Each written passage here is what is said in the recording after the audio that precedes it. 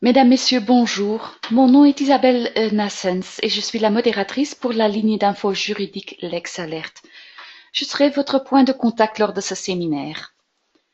Je vous souhaite tous les bienvenus à notre émission d'aujourd'hui, lors de laquelle notre invitée, Madame Valérie Verbruggen, vous expliquera certaines obligations imposées par le RGPD ou le Règlement général de la protection des données.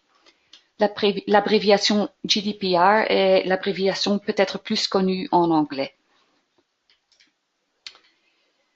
Madame Verbruggen est conseillère juridique auprès de la Commission de la protection de la vie privée. Plus particulièrement, elle est en charge des affaires européennes et internationales. À côté, elle est conférencière invitée dans le cadre du certificat interuniversitaire en protection des données à caractère personnel à l'Université de Namur. Le séminaire durera quelques 2 heures. D'accord. Merci beaucoup, madame. Bonjour à tous. Madame Nassens m'a déjà présentée. Donc, mon nom est Valérie Verbruggen. Je travaille comme conseiller juridique à la Commission de la protection de la vie privée. Je vous souhaite à tous un bon temps de midi. Alors moi, je ne devais pas participer au sondage, mais c'est aussi mon premier téléséminaire comme oratrice. Donc voilà, j'espère que tout se passera pour le mieux.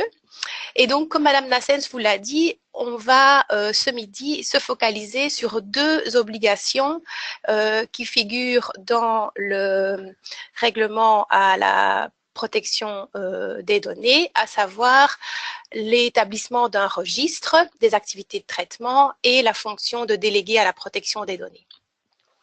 Alors, une rapide introduction pour ceux qui ne sont pas encore tout à fait familiarisés avec le RGPD.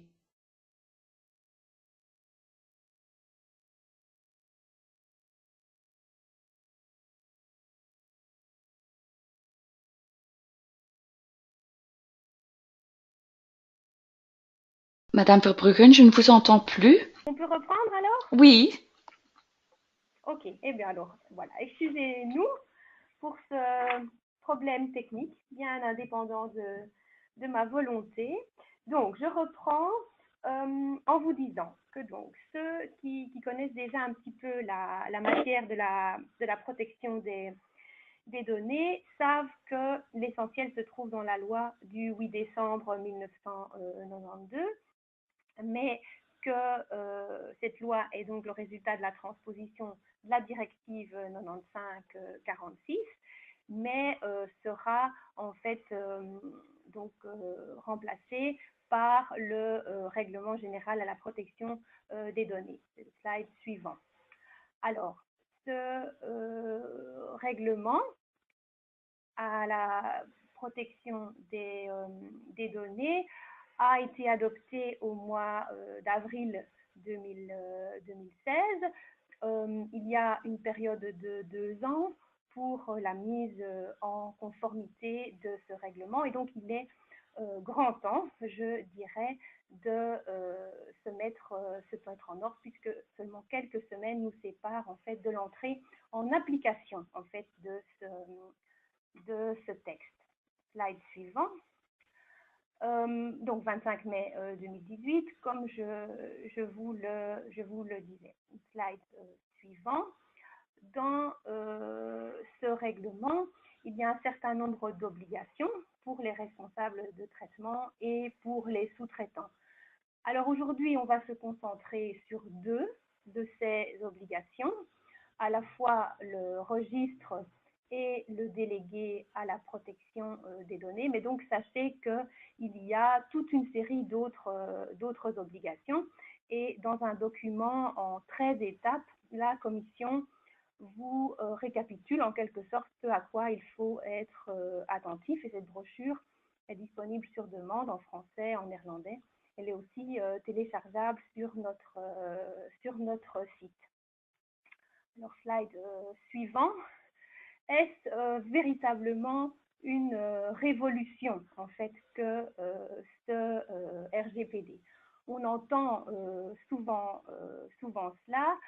C'est vrai que c'est un texte extrêmement compliqué, que il a une nouvelle approche par rapport à la directive, que c'est un règlement, donc directement applicable dans les 28 États membres, pas une directive à transposer, même s'il reste des marges de manœuvre pour le législateur, mais pas une révolution. C'est un texte qui s'inscrit dans le prolongement de la directive, et dans la directive, on parlait déjà du détaché à la protection des données, on va dire l'ancien nom du délégué qu'on va voir aujourd'hui, et on disait que si l'organisme avait ce délégué, ce détaché à la protection des données, et que celui-ci faisait un registre des traitements en interne, eh bien, il ne devait pas déclarer ces traitements à l'autorité de protection des données. Alors, le slide suivant. Donc, on va voir aujourd'hui deux obligations principales, le registre et le délégué à la protection des données. Alors, pourquoi en fait ces deux obligations? Eh bien, ces deux obligations pour deux raisons différentes, pour plusieurs raisons. En fait, tout d'abord parce que ce sont des étapes en fait prioritaires dans la mise en conformité avec le règlement. Le registre, il permet une cartographie en fait des activités de traitement. Qu'est-ce que je fais comme traitement de données? Et une fois que j'ai une vue claire là-dessus, eh bien, je peux voir quelles sont mes autres obligations qui découlent des traitements que j'opère. Alors, deuxièmement, pour le délégué à la protection des données, ça ne s'improvise pas d'être un délégué à la protection des données. Il faut peut-être engager quelqu'un ou former quelqu'un qui travaille déjà au sein de l'entreprise, et donc le temps presse, comme je vous le disais. Alors, sur ces deux sujets, la Commission belge a aussi adopté des recommandations, on va dire des recommandations belgo-belges, des recommandations de la Commission belge. Dans la plupart des cas, et c'est vraiment l'approche que la Commission belge veut défendre, elle plaide pour une interprétation européenne harmonisée des concepts du GDPR. Et donc, elle participe aux travaux du groupe de l'article 29 et elle adhère aux lignes directrices qui sont adoptées par le groupe de l'article 29. Mais dans certains cas, comme pour le registre, ce thème ne figurait pas au programme de travail du groupe de l'article 29. Or, nous recevions énormément de questions au sujet du registre. Ou alors, pour le délégué à la protection des données, nous recevions des questions qui étaient spécifiquement liées à la compatibilité ou, je dirais, à l'interprétation cumulée avec le cadre réglementaire belge, avec la législation nationale. Est-ce que le délégué peut aussi être le conseiller en sécurité qui est requis dans différentes législations belges? Donc, c'est pour cette raison qu'on a des textes de la Commission belge, même si nous plaidons pour une approche aussi européenne que possible. Et puis, la dernière raison, c'est que, comme je vous le disais, sur ces deux sujets, en fait, nous recevons énormément de questions ici à la Commission. Donc, alors, slide suivant, voilà le plan de ce dont nous allons parler aujourd'hui au regard du registre. Et nous allons commencer, slide suivant, par les sources. Alors, au slide suivant, vous voyez que la source principale, c'est l'article 30 du RGPD. Vous avez un certain nombre de considérants pour expliciter cet article, et dans l'article, différents renvois à d'autres dispositions, et j'y reviendrai quand on abordera le contenu en fait du registre. La recommandation que j'évoquais, la 6e de 2017, un modèle de registre aussi, qui est là pour vous aider, qui est une proposition, un canevas que vous êtes libre d'utiliser ou non sous format Excel et qui est proposé par la Commission. Et puis, comme pour l'ensemble des thématiques du GDPR, il y a un certain nombre d'informations disponibles sur notre site web avec un onglet spécifique pour le registre et des FAQ. Alors, voilà, au slide suivant, vous voyez l'article 30 pour votre facilité, si vous avez envie de reprendre cette présentation un jour ou l'autre. Ensuite, au slide suivant, vous avez donc cette recommandation de juin 2017 et le lien vers le modèle de registre des activités de traitement disponibles sur notre site. Alors voilà pour ce qui était des sources. Maintenant, pour ce qui est de l'obligation de tenir un registre, c'est donc le slide suivant qui doit tenir un registre. Là, au slide suivant, vous voyez que comme chacune des rubriques qu'on va aborder en fait ce midi, j'ai listé une série de questions que nous recevons en fait à la Commission de la protection de la vie privée au regard de cette thématique. Alors, est-ce que tous les responsables de traitement doivent tenir un registre? Est-ce que tous les sous-traitants doivent tenir un registre? Est-ce que toutes les PME doivent en avoir un? Et quid si je suis un indépendant, une toute petite structure, si je suis une autorité publique? Et puis, est-ce que le statut en fait de mon organisme, est-ce que cela a une incidence? Donc, slide suivant, le principe de base, c'est qu'il s'agit en fait d'une obligation pour les responsables de traitement et pour les sous-traitants qui sont soumis au RGPD. Donc, voilà, en tant que juriste, ça fera certainement résonner certains principes. Je dois à la fois, comme c'est indiqué au slide suivant, voir quelles sont les définitions de ce responsable de traitement et de ce sous-traitant. Alors là, par rapport à la directive, il n'y a pas de modification par rapport à ces définitions.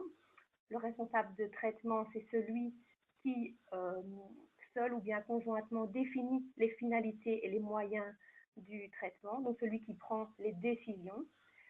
Si vous êtes sous-traitant, par contre, par contrat, vous recevez des instructions de la part du responsable de traitement pour opérer des traitements d'une certaine manière qui a été définie par le responsable. Alors, je vous disais définition à l'article 4, définition qui n'apporte pas de solution à tous les problèmes qu'il y a déjà pu avoir par le passé sous l'empire de la directive et de la loi vie privée à la détermination de qui est responsable et qui est sous-traitant.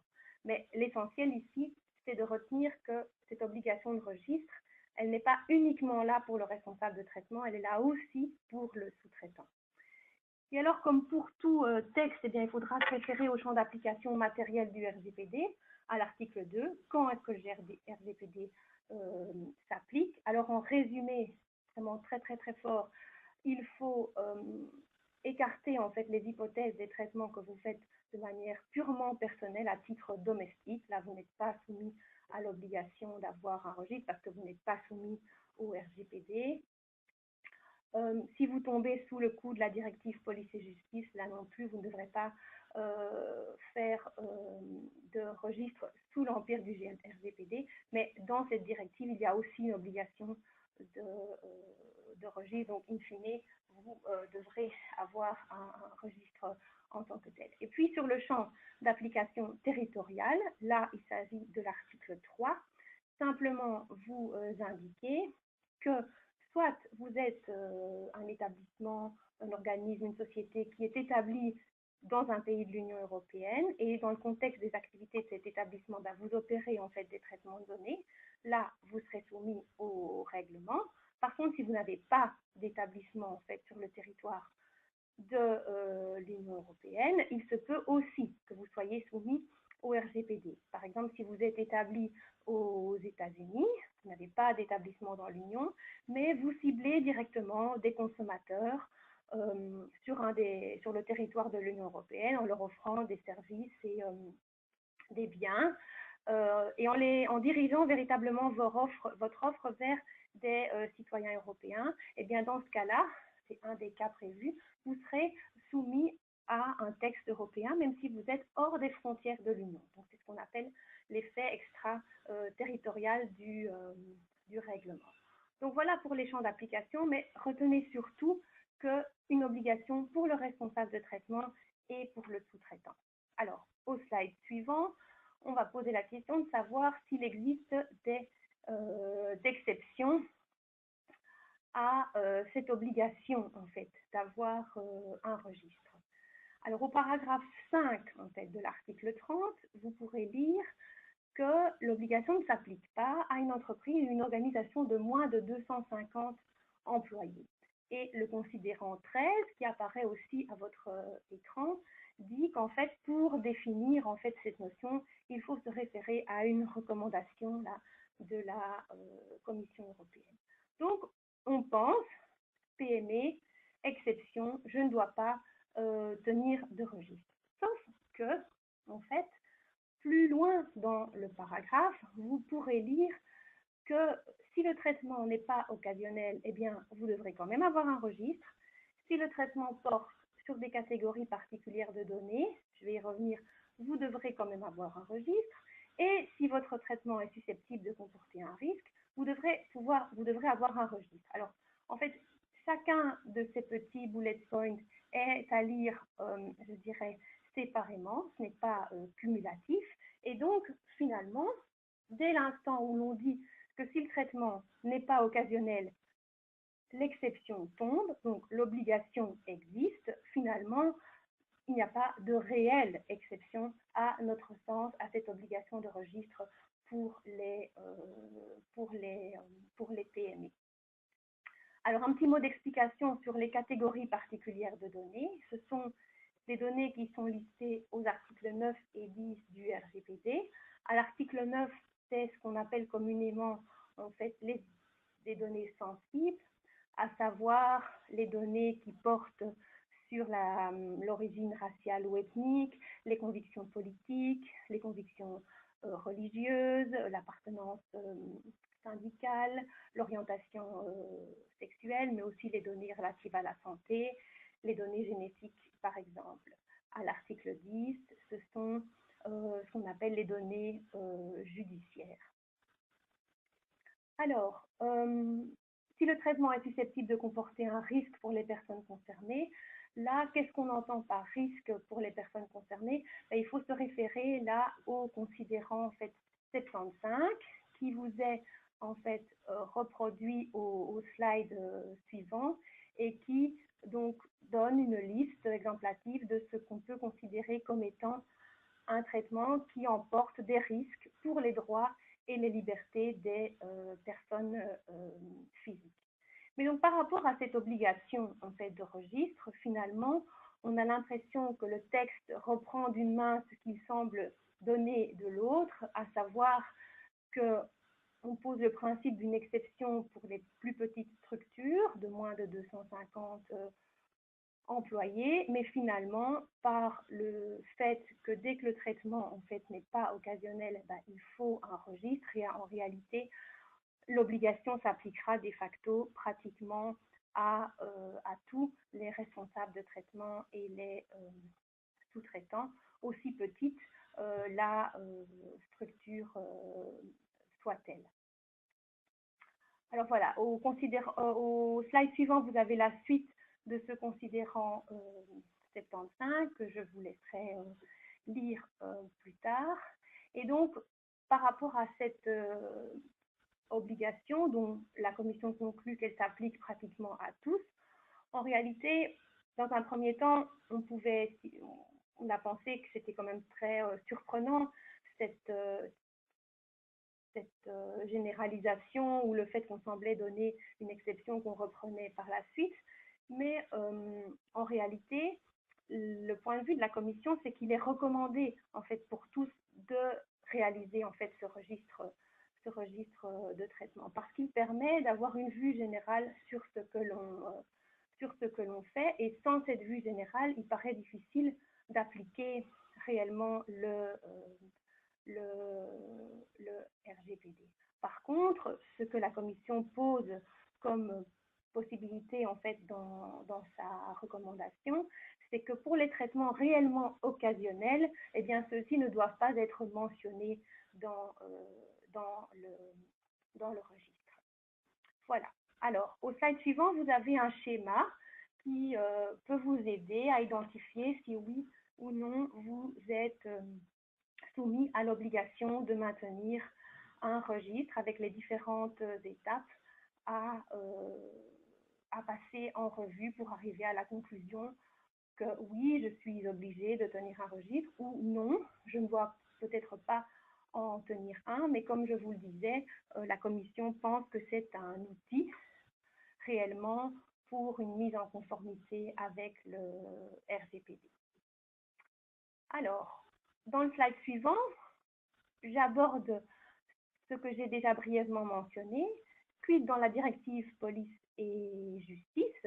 Donc c'est un texte qui a été adopté en même temps en fait que le règlement, mais qui lui est une directive et qui va s'appliquer au traitement de données par des autorités compétentes à des fins de prévention et de détection des infractions pénales, d'enquête et de poursuite en la matière ou d'exécution de sanctions pénales. Donc c'est vraiment le secteur police et justice. Et donc là, dans ce texte aussi, il y a une obligation de registre des activités de traitement pour le responsable de traitement et aussi pour les sous-traitants.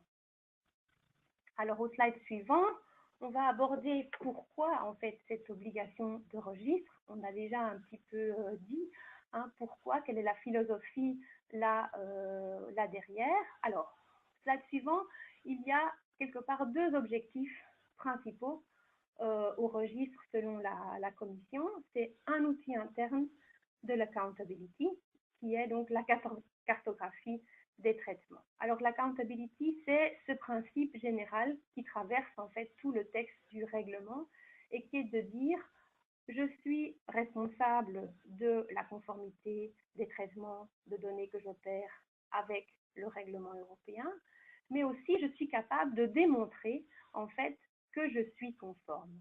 Et je suis capable de le démontrer notamment à l'autorité de protection des données. Et avec un registre bien fait, eh bien, je démontrerai qu'effectivement, voilà, je suis en ordre parce que j'ai bien identifié les traitements que j'opère et j'ai pris les décisions qui s'imposaient à cet égard. Donc, cartographie interne, un outil de l'accountability et une source d'information pour l'autorité de contrôle, puisque, on le verra, il est indiqué dans l'article 30 toujours que ce registre doit être fourni à l'autorité de contrôle à première demande. On peut imaginer qu'en cas de plainte à l'égard d'un organisme, eh bien, la commission démarre un contrôle et demande la production du registre pour voir, première étape déjà, si le traitement a bien été identifié, par exemple, dans la liste des traitements qu'opère l'organisme. Alors,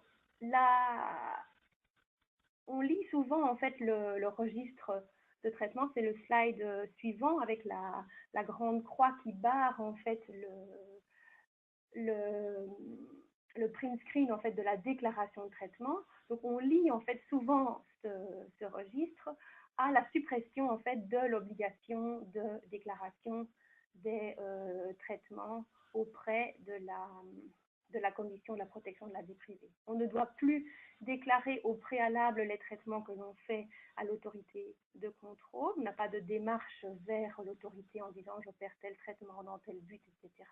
Mais par contre, on a un registre interne avec l'identification des traitements qui sont opérés.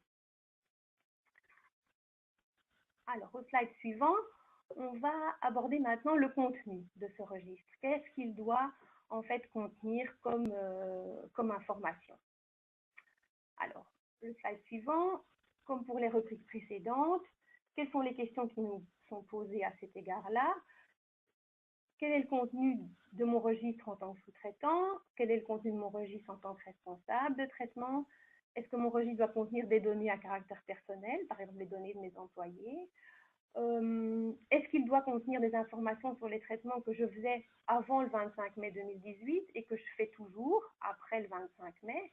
Est-ce que si j'arrête de faire un traitement, est-ce qu'il faut que je le mentionne dans mon registre? Et est-ce que je peux mettre plus d'informations dans mon registre que celles qui me sont demandées par l'article 30?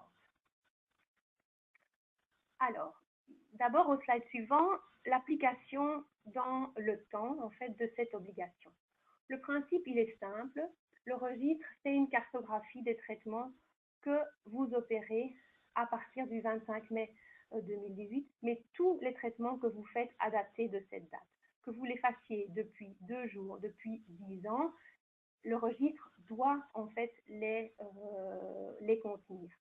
Si vous ajoutez au fil du temps des opérations de traitement, ben, votre registre, c'est une obligation dynamique, il doit refléter en fait la situation des traitements qui sont opérés. Alors il y a une question qui est liée à celle-là, et c'est celle de est-ce que je dois conserver des informations dans mon registre une fois que j'ai arrêté de faire le traitement?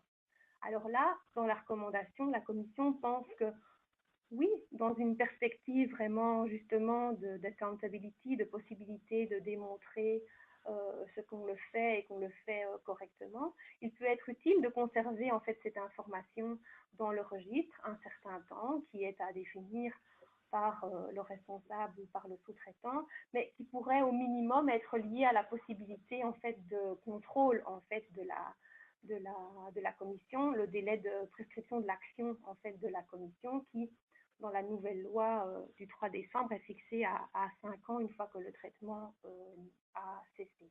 C'est une des possibilités et d'autres sont à bien sûr voir en interne.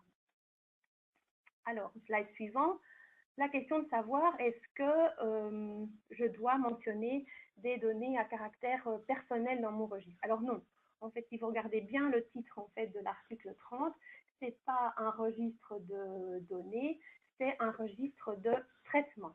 Donc, il n'est pas question d'aller mentionner des données à caractère personnel dans ce registre.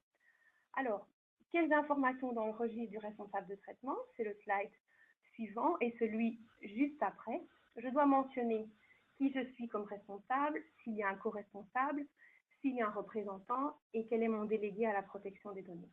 Alors, une petite précision pour les plus juristes d'entre vous.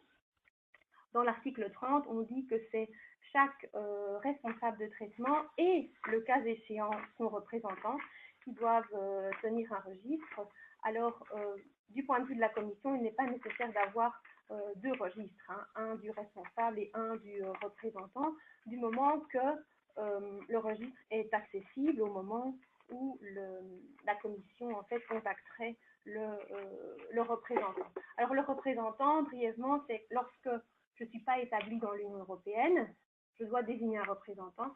Vous vous souvenez, je vous ai dit, le texte peut s'appliquer à des sociétés qui sont établies en dehors de l'Union, et dans ce cas-là, elles doivent avoir un représentant, un point de contact ici dans l'Union européenne, et il n'est pas question pour ce représentant de dire « Ah mais non, mais moi, je n'ai pas de registre, et ça va mettre des mois de le rapatrier ou d'y donner accès puisqu'il est auprès du responsable. » Donc, il doit être accessible, même s'il n'y a pas, on va dire, d'obligation stricte pour le représentant, selon la commission, d'avoir un registre auprès de lui. Alors, au slide suivant, donc le registre doit mentionner les finalités des traitements, pourquoi en fait est-ce que je traite les données, dans quel but. La finalité, elle doit être claire, elle doit être précise, on peut imaginer décrite de manière assez générique et puis avec une petite précision. Si on indique par exemple ces données gestion du personnel, on décrira les traitements principaux qui interviennent dans le cadre, par exemple, de cette finalité. Alors, au slide suivant, il faudra aussi mentionner, au regard des finalités qu'on aura identifiées, quelles sont les catégories de personnes concernées et quelles sont les catégories de données qu'on va traiter. Donc, ce n'est pas une liste de toutes les personnes ni de toutes les données, mais on va procéder par catégorie. Alors, pour les personnes concernées, on pourra avoir des catégories, par exemple, le personnel, les clients, les fournisseurs. Et au regard des données, on va avoir peut-être les données d'identification, les données salariales et autres. Alors, au slide suivant, vous avez en fait des exemples de catégories de données, par exemple. Et ces exemples de catégories de données, ils sont issus en fait de la notice explicative à la déclaration. Donc, je vous ai dit, hein, précédemment, on avait une obligation de déclaration. Il y avait à côté de cette déclaration une notice explicative, en fait, que la commission mettait à disposition, parce que dans la déclaration, on devait aussi, en fait, déjà mentionner les catégories de données que l'on traitait. Et donc là, c'est un outil, je vais y revenir, pour vous aider à identifier en fait ces fameuses catégories de données.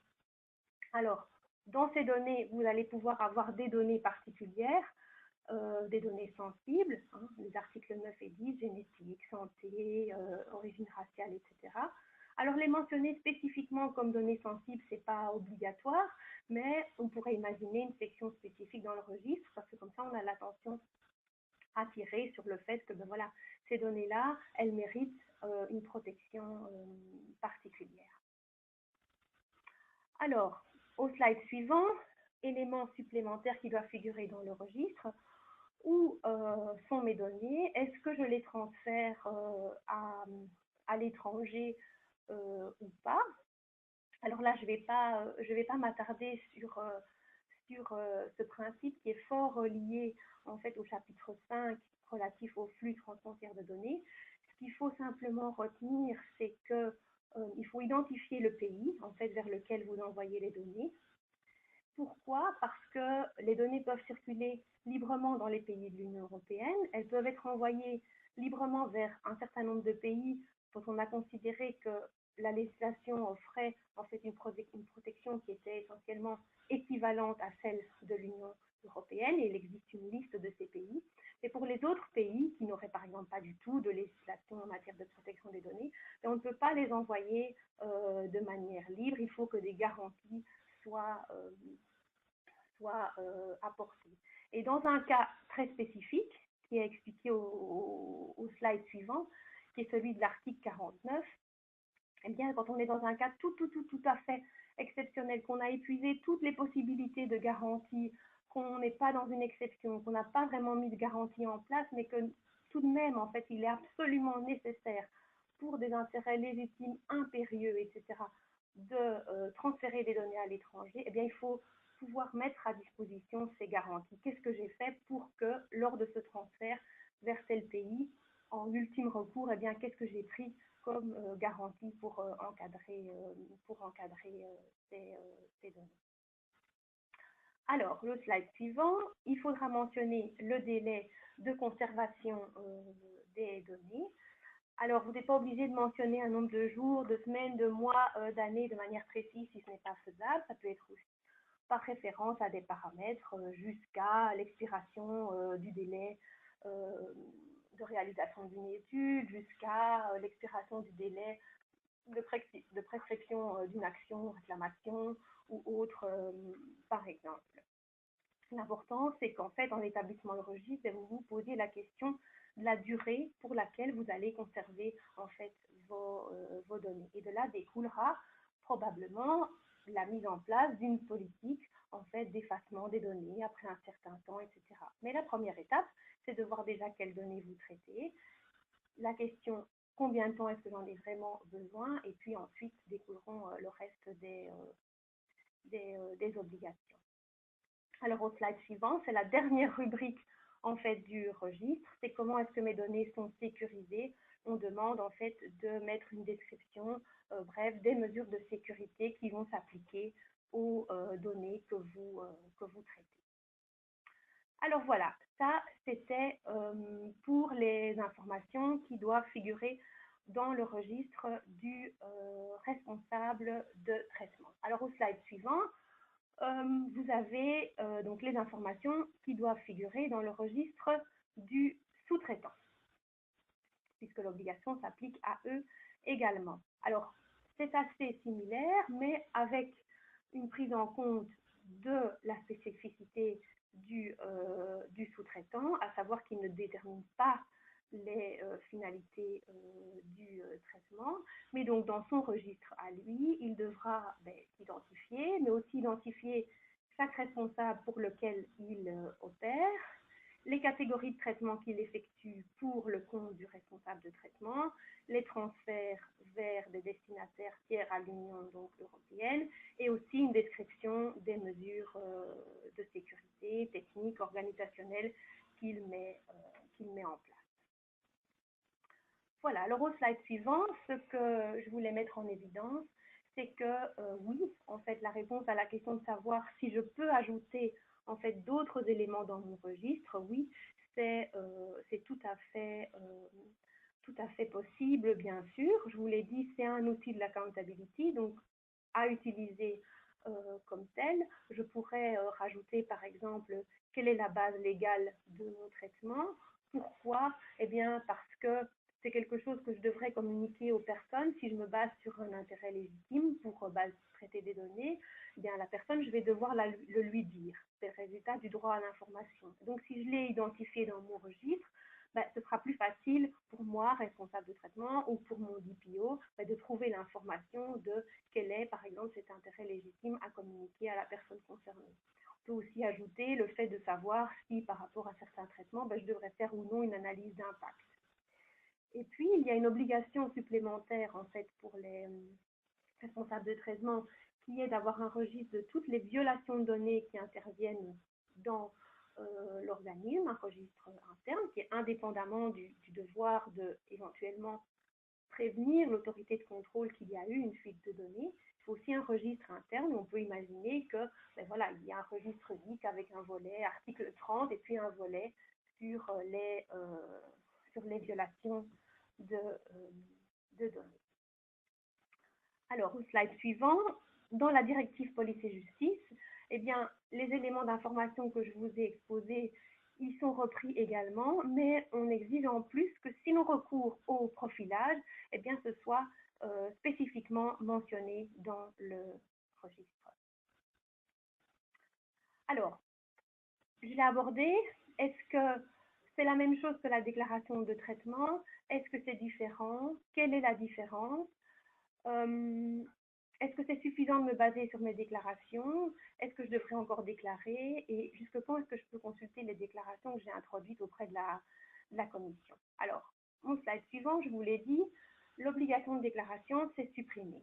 Ça a fait l'unanimité. Ça ne remplissait pas son objectif. C'était considéré comme purement administratif. Personne n'allait quasiment jamais consulter ces déclarations et donc on remplace par plus d'informations directement auprès de la personne et on remplace aussi et donc avec cette obligation interne de registre. Mais on sent bien qu'il y a une similitude, mais que ce n'est pas tout à fait la même chose. Alors, dans le slide suivant, voilà en fait en gros ce qu'on peut retenir. C'est que le registre avec les déclarations, c'était un registre public disponible en ligne sur le site de la CPVT. Le registre de l'article 30 du GDPR, c'est un registre interne. Alors, il y a certains traitements que vous n'étiez pas obligé de déclarer à la commission.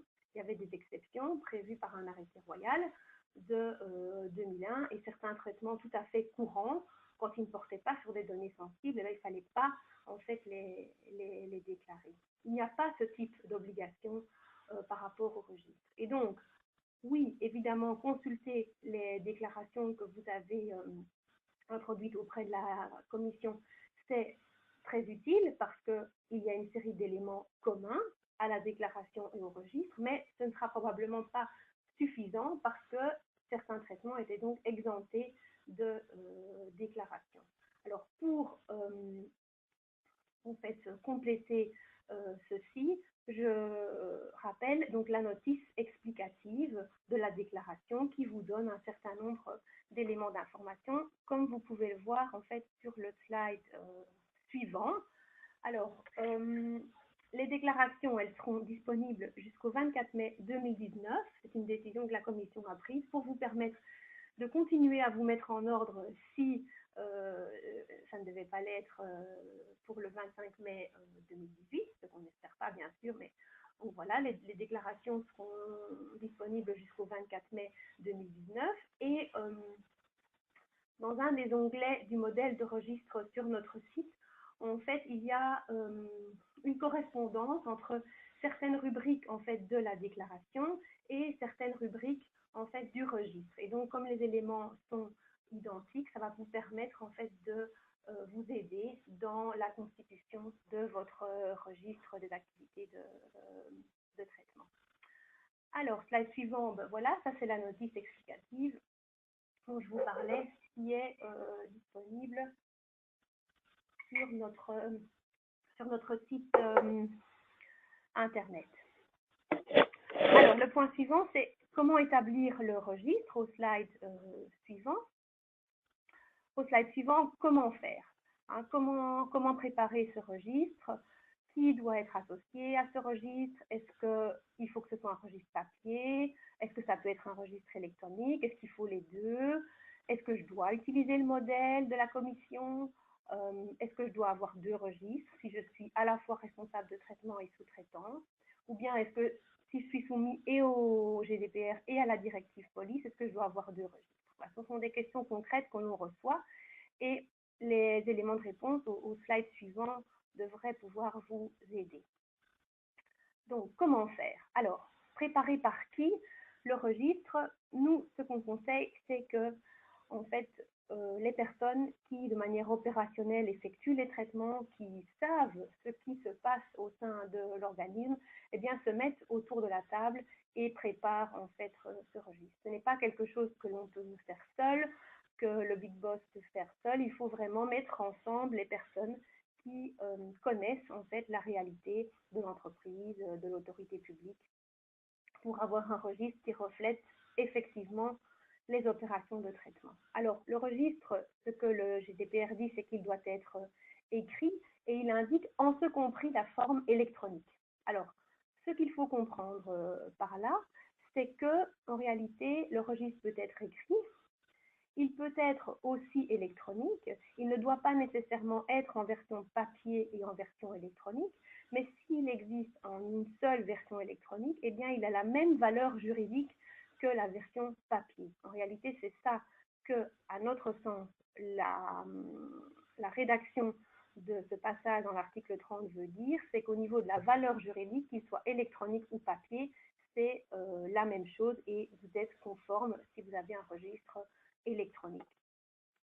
Alors, le registre, il doit être lisible, il doit être compréhensible, à la fois en interne, bien sûr, mais aussi pour l'autorité de contrôle, puisque ça va être un outil pour la commission de la vie privée dans le cas de contrôle. Alors, au niveau de la langue, vous faites en gros comme vous le souhaitez, mais évidemment, en cas de contrôle de la part de la commission, ce sont les versions néerlandaises ou françaises officiellement reconnues qui pourraient être exigées. Donc, voilà.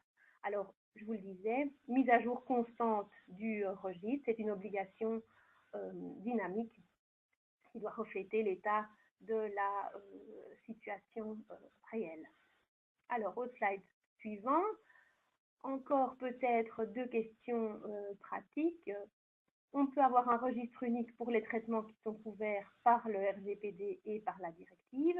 Et si je suis à la fois responsable de traitement et sous-traitant, un registre unique, c'est possible, pour autant que je identifie bien ceux que je réalise comme responsable de traitement et comme sous-traitant. Imaginons un secrétariat social, c'est l'exemple que l'on prend assez souvent. Il a du personnel, il détermine les traitements pour son propre personnel, il agit comme responsable de traitement, mais après, il traite aussi toute une série de données sur instruction en fait, de ses clients dans le cadre de son activité de secrétariat social, et dans ce cas-là, il agit en tant que sous-traitant. Et pour avoir un registre unique, pour autant qu'on voit bien quand il intervient sur instruction d'un responsable de traitement et quand il intervient en tant que responsable propre. Voilà, alors, le slide suivant, c'est quel modèle? Alors, il n'y a pas de modèle obligatoire dans le RGPD. Ce que la Commission pense, c'est que ce sont les organisations professionnelles qui sont les plus à même d'avoir une vue sur quels sont les traitements couramment réalisés par tel ou tel secteur d'activité, et nous les encourageons à établir leur propre modèle de registre. Il en existe un par la Commission, je vous en ai déjà parlé, aussi par d'autres autorités de protection des données, comme la CNIL en France, ou par d'autres organismes privés, par exemple. Alors, au slide suivant, vous avez l'extrait de notre site avec le modèle de registre des activités de traitement. Au slide d'après, voilà, ça c'est un extrait du registre avec les différentes rubriques. Je vous invite de prendre le temps d'aller le voir sur le site pour vous rendre compte de ce qui pourrait ou non être utile à votre activité. C'est pas parce que la commission, et ça c'est le slide suivant, c'est pas parce que la commission en fait a mis un modèle de registre qu'elle va nécessairement valider en fait votre registre. Encore une fois, là c'est l'accountability, c'est vous qui prenez vos responsabilités, vous établissez le registre de la meilleure façon qui soit, mais selon vos propres besoins et vos propres analyses de la situation dans votre organisme. Alors, slide suivant, ce sont des extraits du site internet de la CNIL, consacré aussi au registre. Donc, cartographier vos traitements de données personnelles. Le slide suivant, c'est toujours voilà, le fichier Excel que proposent nos homologues français.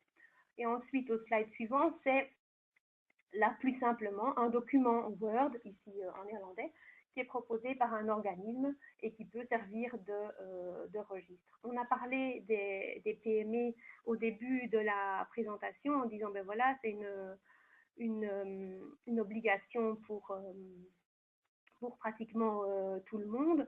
Mais voilà, si on ne fait pas beaucoup de traitements de données, eh bien, le registre pourra être assez simple. Et donc, peut-être qu'un document Word pourrait suffire. Slide suivant, c'est à qui le registre est-il destiné? Là, je vais pouvoir être assez rapide, on l'a déjà dit. Slide suivant, est-ce que, par rapport aux questions sur ce principe, est-ce que les personnes concernées peuvent consulter le registre? Est-ce que le DPO peut consulter le registre? Et est-ce que la CPVP peut consulter le registre? Alors, normalement, vous pouvez déjà répondre à ces questions. Alors, slide suivant, c'est un outil interne. Donc, les personnes concernées n'ont pas accès à ce registre. Le DPO, lui, bien sûr, en interne, il peut avoir accès à ce registre. La commission, bien sûr, elle aura accès à ce registre, mais on pense aussi qu'il y aura une application possible de la loi sur la transparence pour les registres réalisés par les autorités publiques. Mais ça mériterait là d'être un peu creusé comme question, mais en tout cas, ça ne semble pas pouvoir être exclu. Au slide suivant, donc on l'a dit, double finalité du registre, aussi une source d'information pour l'autorité de contrôle. Vous avez le considérant 82 là-dessus, qui dit qu'il faudra coopérer avec l'autorité de contrôle et donc mettre les registres à la disposition de l'autorité de contrôle. Alors, la dernière rubrique en fait pour le registre, c'est au slide d'après.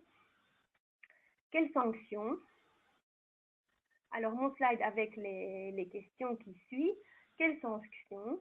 Est-ce que je risque une sanction si je n'établis pas de registre? Et est-ce que je devrais payer une amende si mon registre n'est pas disponible le 25 mai 2018? Alors, est-ce que je risque une sanction si je n'établis pas de registre? Eh bien, oui, c'est une obligation qui est sanctionnée dans le RGPD. Et est-ce que je devrais payer une amende si mon registre n'est pas disponible le 25 mai 2018? Cela ne peut pas être exclu sur le plan des principes. Comme je vous le dis, il y a une sanction possible à défaut de respecter cette obligation. Une de ces sanctions possibles, c'est l'amende, mais il y en a d'autres. Il y a toute une série de pouvoirs en fait correctifs que l'autorité de contrôle a. D'abord une mise en demeure, une réprimande, un avertissement, etc. Et puis tout dépendra en fait de la politique de contrôle que va développer la nouvelle autorité de protection des données qui va donc succéder à la commission actuelle. Donc les commissaires actuels seront remplacés par d'autres commissaires. Toute la structure de la commission est modifiée. Si cela vous intéresse, il faut regarder la nouvelle loi en fait du 3 décembre 2017 qui a été publiée le 10 janvier dernier et qui porte création en fait de l'autorité de contrôle qui succède à la CPVP. Alors, slide suivant, ben, c'est un peu le résumé de ce que je viens de vous dire. Par rapport à cette obligation, ben, l'autorité de contrôle elle peut exercer tous les pouvoirs qui sont à sa disposition dans le règlement, dont une amende administrative. Et alors, le fait d'avoir un registre, eh bien, ça fait partie, on va dire, de la première catégorie des infractions qui sont sanctionnables jusqu'à 10 millions d'euros, c'est un montant maximum, ou 2% du chiffre d'affaires annuel mondial, c'est l'article 83, paragraphe 4 du RGPD. Voilà en ce qui concerne le registre.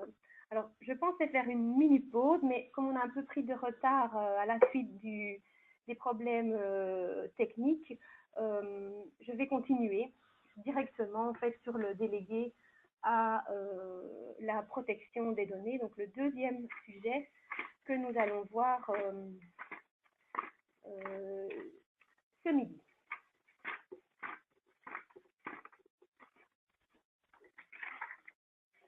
Alors là, on n'est plus à l'article 30, mais bien aux articles 37 à 39 en fait, du RGPD. Au slide suivant, on va procéder de la même manière que pour le registre, de manière assez systématique avec différentes rubriques. Et on va donc commencer, comme pour le registre, par un peu les sources et l'historique en fait de cette obligation. Alors, on passe tout de suite aux sources et au slide qui commence par la question, donc quelles sont les dispositions qui sont pertinentes en fait du RGPD.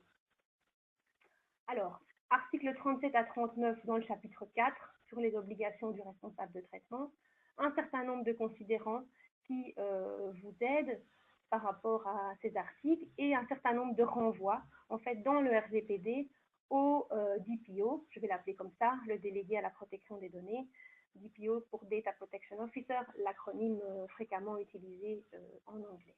Alors, dans le RGPD, on parle du DPO à plusieurs endroits, au regard du droit à l'information, parce qu'on doit dire à la personne concernée, quand on a un DPO, qui il est, comment le contacter. Dans le registre, vous vous souvenez, c'est aussi un élément d'information qui doit être mentionné.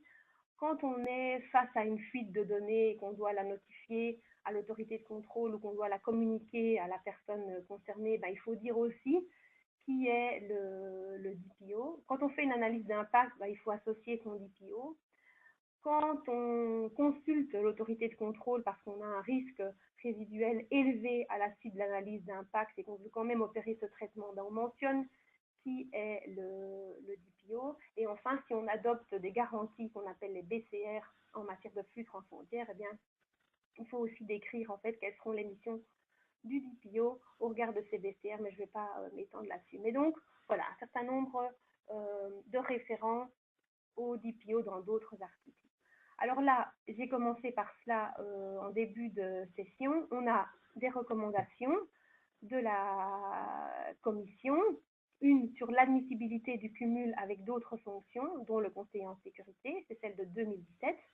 Et puis, on a des lignes directrices en fait, du groupe de l'article 29 sur le DPO, et puis, comme pour le registre, site web de la commission et FAQ. Alors, slide suivant, voilà, ça vous rappelle voilà, à quoi ressemble la recommandation, les lignes directrices en fait, du groupe de l'article 29. Alors, le slide suivant, est-ce que c'est totalement nouveau, en fait, cette obligation de déléguer à la protection des données? Alors, en réalité, je vous l'ai montré tout au début de la présentation pour faire le lien entre DPO et registre. C'était déjà une possibilité de l'article 18, paragraphe 2 de la directive 9546. Si on avait un DPO, eh bien, on pouvait être dispensé de déclarer certains traitements à l'autorité de contrôle et on devait avoir un registre alors interne. Et alors, certains pays, en fait, se sont saisis de cette disposition dans la directive, l'ont transposée dans leur droit national. Certains États en ont fait, en fait, une obligation et d'autres ont prévu une désignation volontaire, non obligatoire en fait, par les organismes.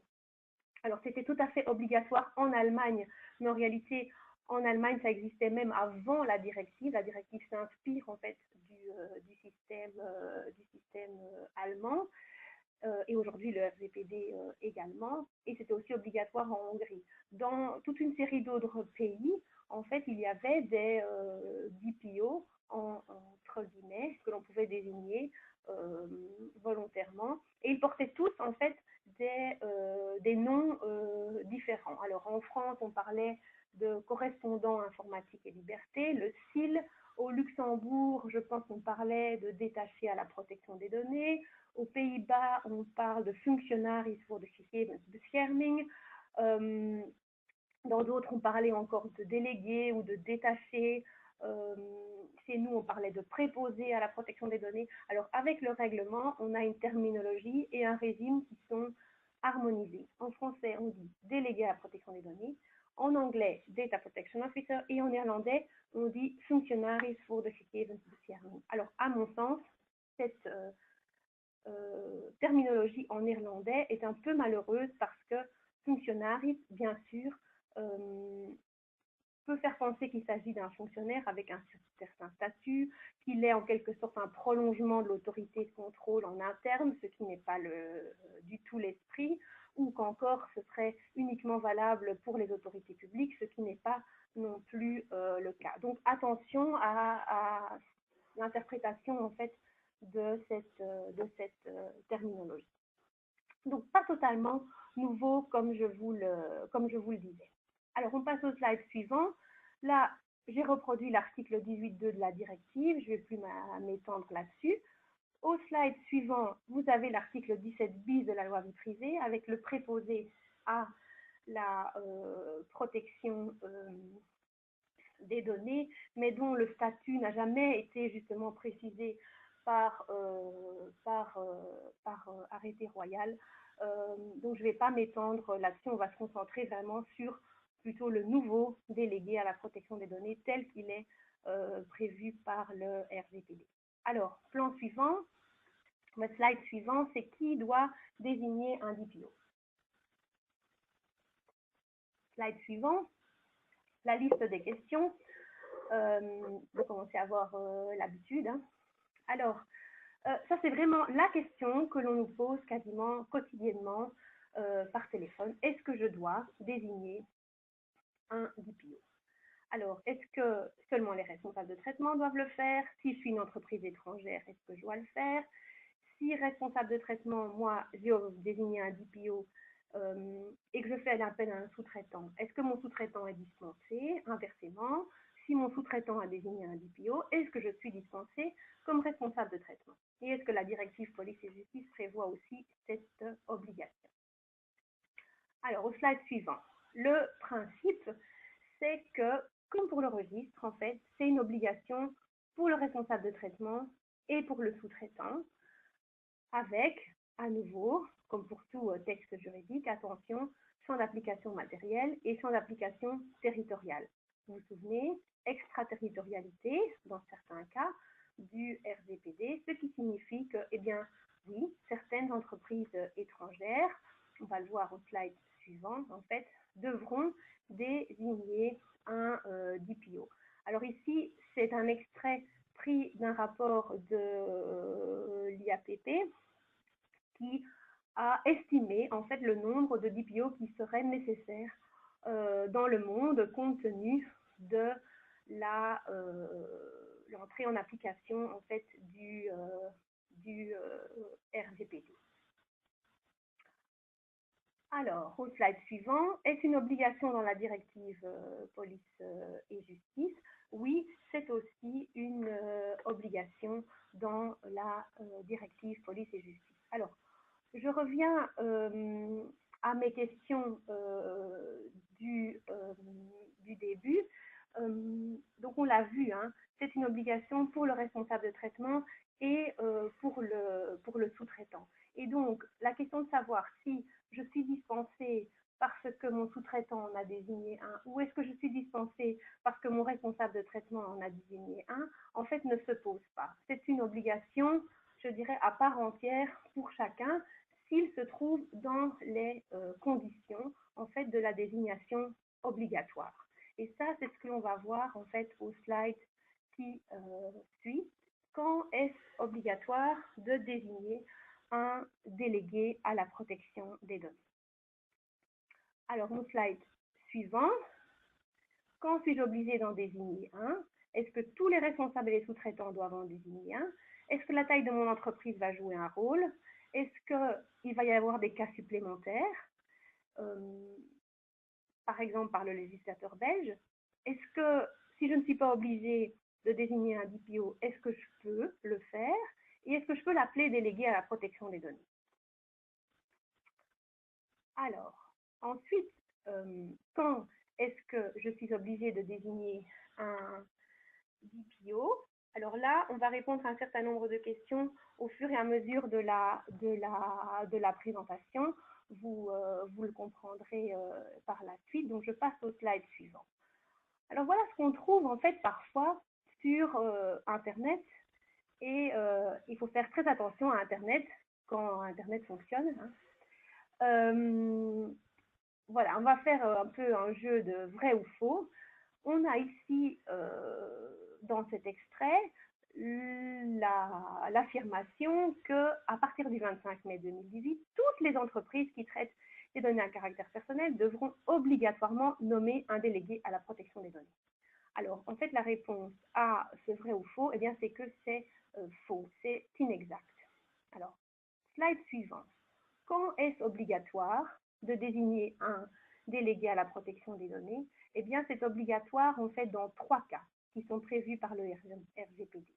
Ensuite, il est aussi prévu que le législateur national peut ajouter par voie de loi, donc imaginons le législateur belge, par voie de loi, peut ajouter des cas où il faudra aussi désigner un délégué à la protection des données. Alors pourquoi en fait cette possibilité pour le législateur national, alors que, vous me direz, on est dans un règlement, un texte qui a vocation à s'appliquer de manière uniforme, pourquoi en fait faire des distinctions?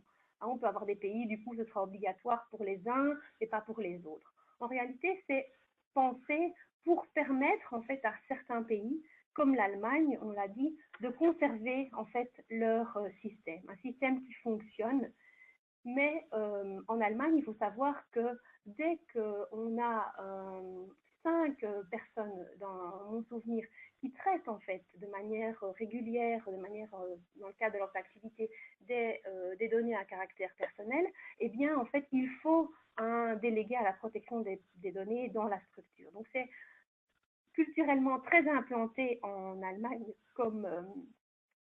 comme fonction, ça fonctionne manifestement, et donc en fait le législateur européen ne voulait pas mettre à mal en fait ce système. Et donc si des États ont envie d'ajouter des cas, soit nouveaux ou soit pour conserver en fait le système existant, eh bien ils ont la possibilité. Ensuite, sur base volontaire, si vous avez envie de désigner un délégué à la protection des données, eh bien vous êtes autorisé à le faire. Mais attention, si vous le désignez et que vous l'appelez délégué à la protection des données, eh bien, il devra en fait correspondre à toutes les exigences des articles donc 37 à 39 du RGPD. Alors, si vous ne désignez pas en fait de délégué à la protection des données, compte tenu en fait de l'importance de cet encadrement de la protection des données, il serait de toute façon bien qu'il y ait une personne de contact, quelqu'un qui s'y connaisse un minimum en matière de protection des données dans l'entreprise. Alors, au slide suivant, donc les cas obligatoires. Quand est-ce que vraiment vous êtes obligé par le RGPD de désigner un DPO? C'est au paragraphe 1 de l'article 37. C'est lorsque le traitement est opéré par une autorité publique ou un organisme public, sauf les cours des tribunaux dans l'exercice de leurs fonctions juridictionnelles. Alors, autorité publique ou organisme public, ça peut paraître simple, mais en réalité, il y a des tas de situations où on se demande est-ce que véritablement c'est un organisme public ou non. Alors, il n'y a pas de définition retenue par le RGPD, donc pas de définition retenue au niveau européen, et il faudra se référer au droit national pour définir ce qu'on entend par autorité publique ou organisme public.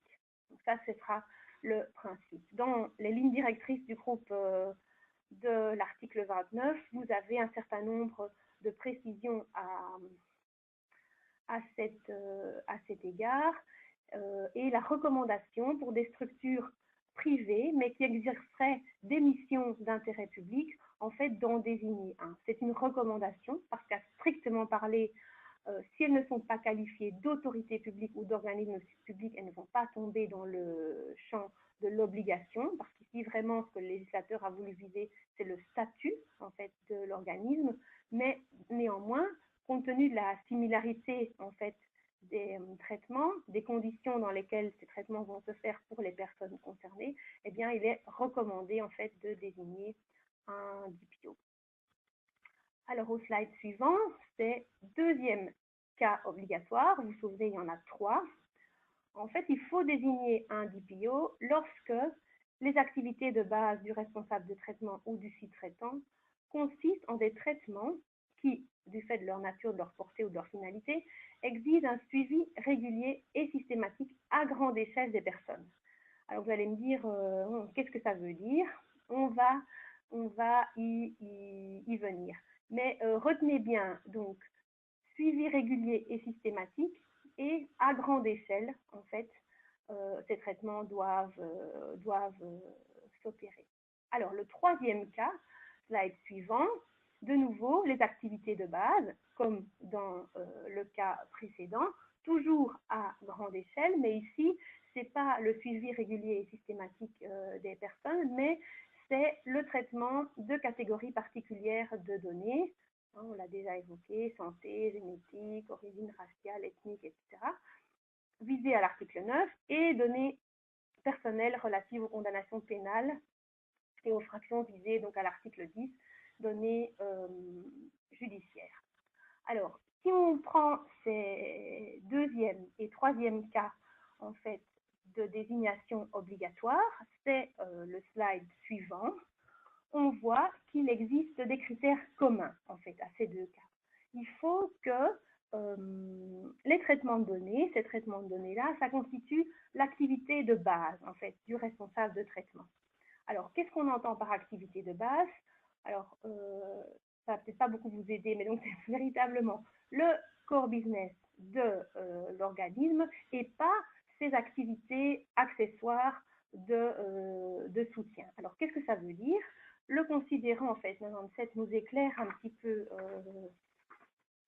là-dessus. Il faut que ce soit véritablement l'activité principale, en fait, qui consiste en des traitements de données et pas, je dirais, des traitements de données qui viennent en soutien d'activités que pratiquement chaque responsable de traitement ou sous-traitant opère et qui sont des activités auxiliaires. Donc vraiment, les activités de base ont trait aux activités principales et ne concernent pas les activités auxiliaires. Alors, par exemple, les activités auxiliaires, c'est la gestion des rémunérations, ce qui a trait à la gestion des ressources humaines, ou bien les traitements de données à l'occasion d'activités d'assistance informatique classique. Donc, les traitements de données qui interviennent dans le cadre des activités de soutien à l'activité principale, ce ne sont pas ces activités-là qui vont justifier en fait la désignation d'un DPO. Alors, ce que vous trouverez aussi comme précision dans le document du groupe de l'article 29 par rapport aux activités de base, c'est qu'il n'est pas question non plus d'aller dire, par exemple, que l'activité de base d'un hôpital, c'est la délivrance des soins de santé et ce n'est pas le traitement de données relatives à la santé. Dans la mesure où le traitement des données relatives à la santé et autres est intrinsèquement lié à l'activité principale de l'hôpital, eh bien, on va considérer que oui, les hôpitaux doivent désigner un DPO en raison de leurs activités de base. Même chose pour une société de sécurité, une société de surveillance.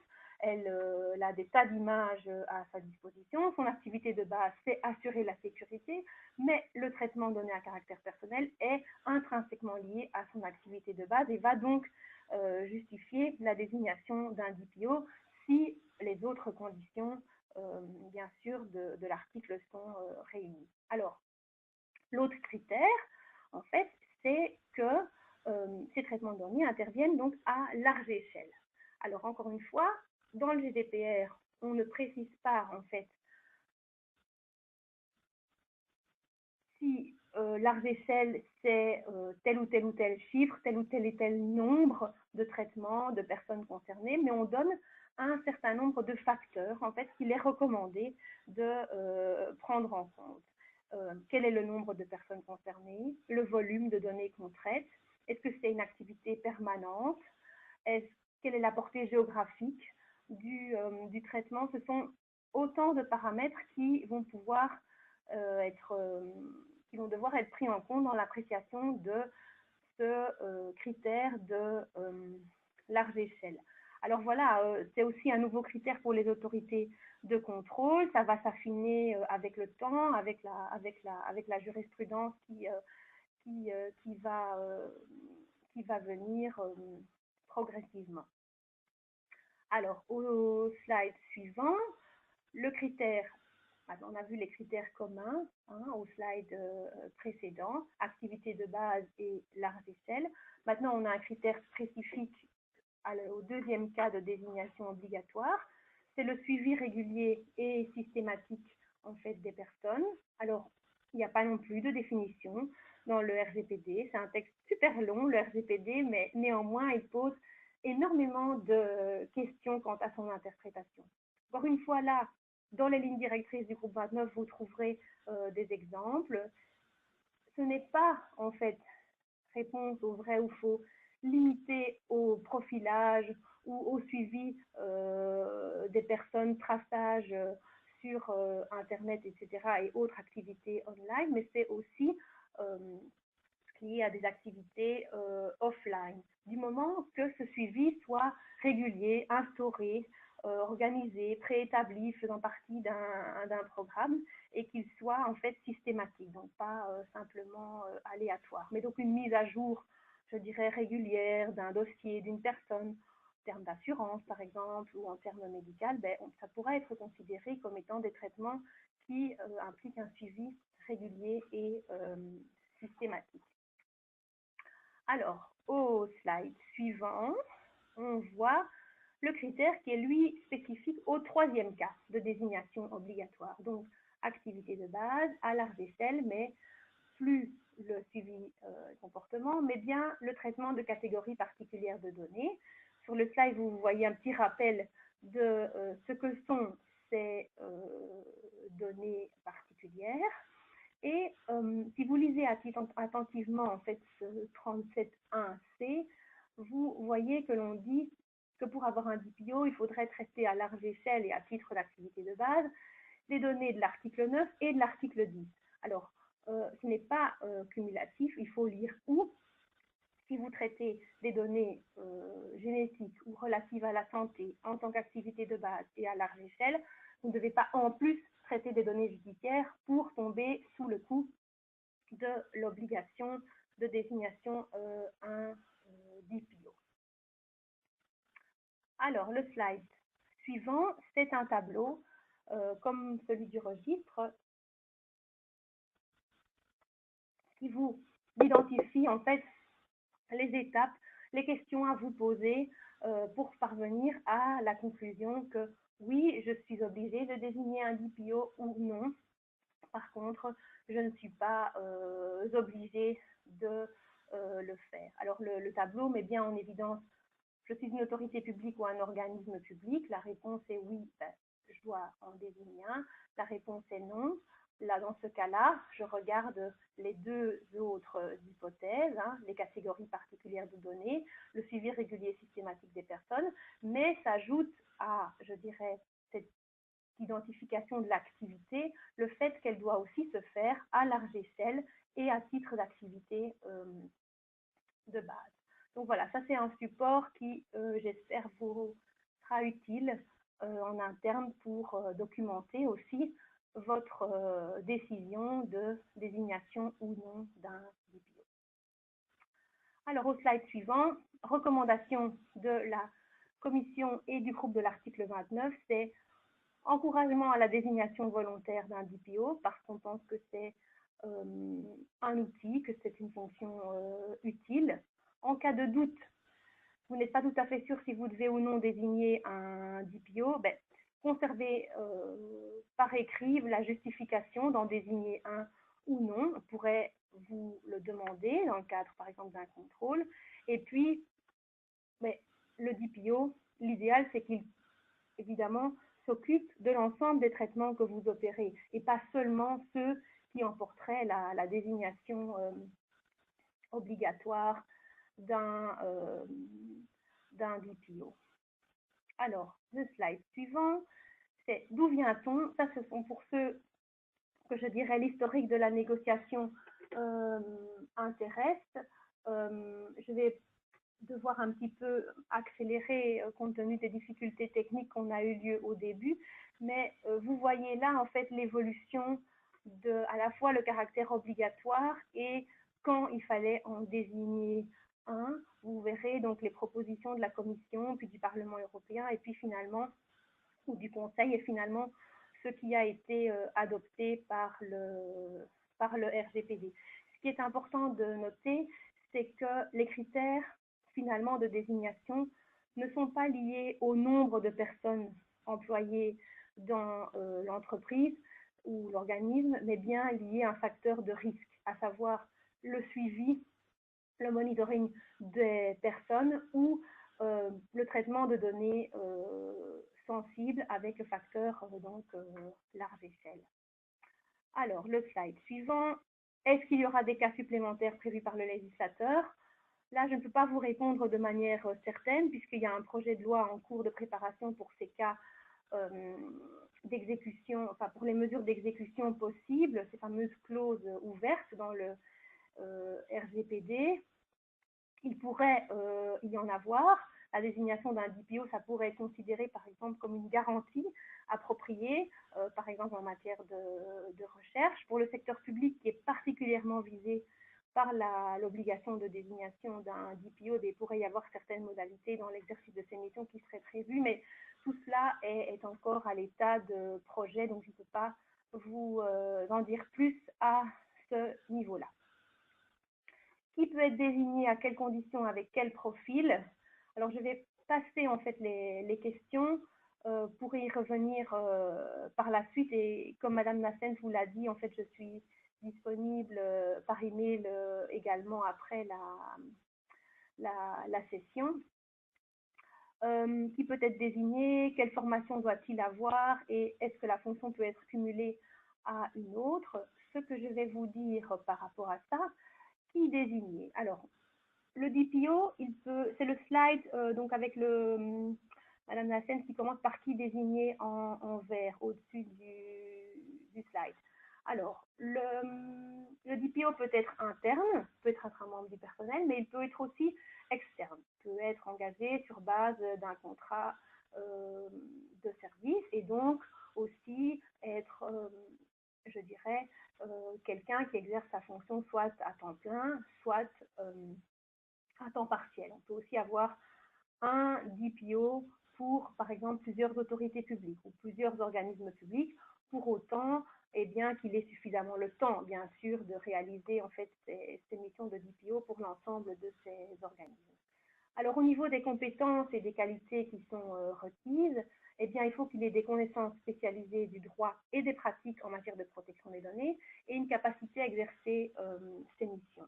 Alors, ce qui est important, c'est bien sûr le droit et les pratiques en matière de protection des données, une bonne connaissance du RGPD, mais aussi de la mise en œuvre de la protection des données dans un organisme de manière générale. Et pour apprécier en fait cela, on va tenir compte bien sûr de l'activité réelle de l'organisme.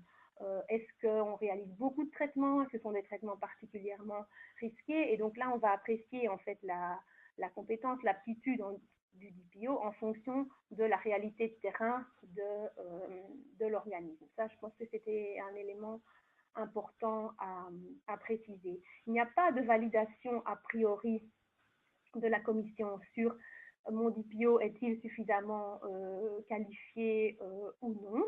Donc, on ne valide pas avant en disant oui, ok, feu vert pour votre DPO. Par contre, à l'occasion d'un contrôle, on pourrait estimer que vous avez un DPO qui manifestement n'était pas en mesure d'exercer ses missions.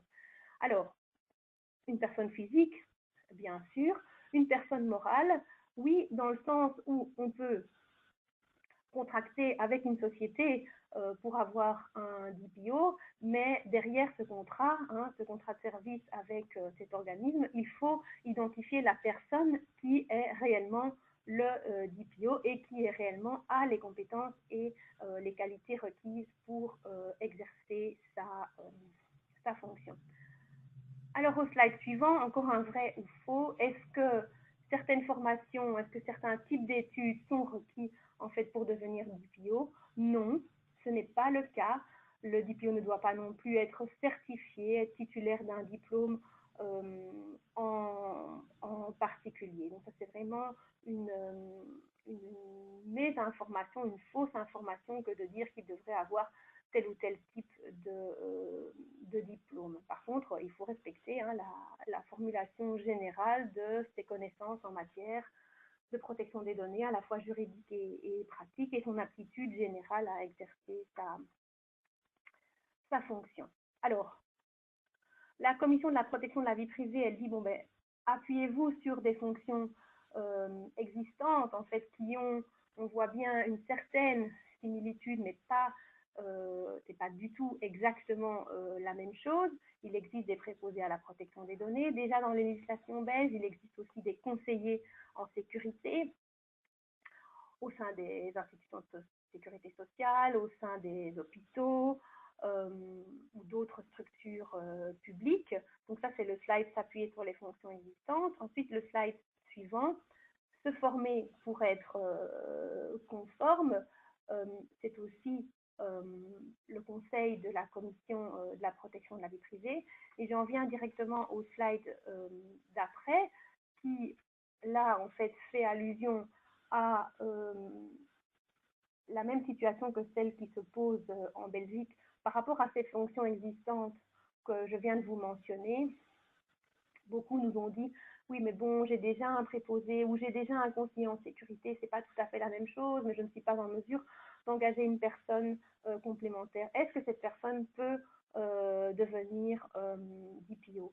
Alors, la même question s'était posée en France, où vous voyez ici AFCDP, c'est l'association française des correspondant à la protection des données, des SIL, et correspondant à informatique et liberté, et ils demandent une clause du grand-père, donc une sorte de clause qui leur permettrait en fait de gagner un petit peu de temps pour se former et devenir ces délégués à la protection des données du RGPD. Et donc, c'est en raison en fait de toutes ces questions qu'on avait par rapport aux fonctions existantes et leur devenir, est-ce qu'elles pouvaient devenir DPO, qu'on a adopté à la Commission de la protection de la vie privée une recommandation relative à la désignation du délégué et en particulier la question de l'admissibilité du cumul de la fonction avec d'autres fonctions, dont celle de conseiller en sécurité, parce que c'est une fonction prévue par la législation, notamment dans les autorités publiques. Mais ce n'est pas la seule fonction avec laquelle